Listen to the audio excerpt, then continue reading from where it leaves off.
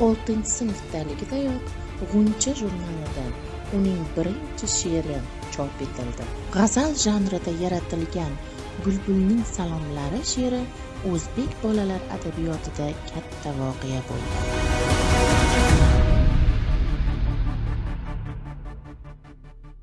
O'zbekiston xalq shoiri Anvar Obidjon 1947-yil 8-yanvar kuni Farg'ona viloyati Oltiariq tumanidagi Bolason qishlog'ida tavallud topdi.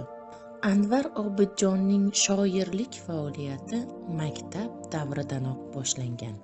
Anvar Obidjon hozirgi O'zbekiston Milliy universitetining jurnalistika fakultetini tamomladi.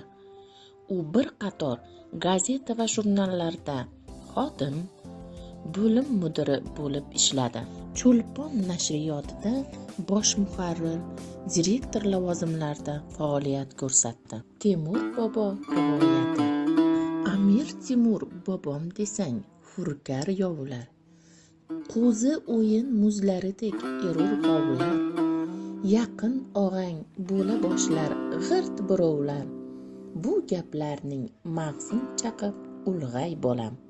Bobong senga aytmagan bir arzi qoldi. Hali o'tib bo'lmagan bir darsi qoldi. Shuncha meros berib ham bir qarzi qoldi.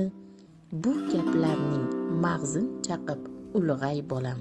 Anvar Obidjon bolalar uchun ham, kattalar uchun ham qator qissalar, she'rlar, dostonlar, hikoyalar, pyesalar yaratdi.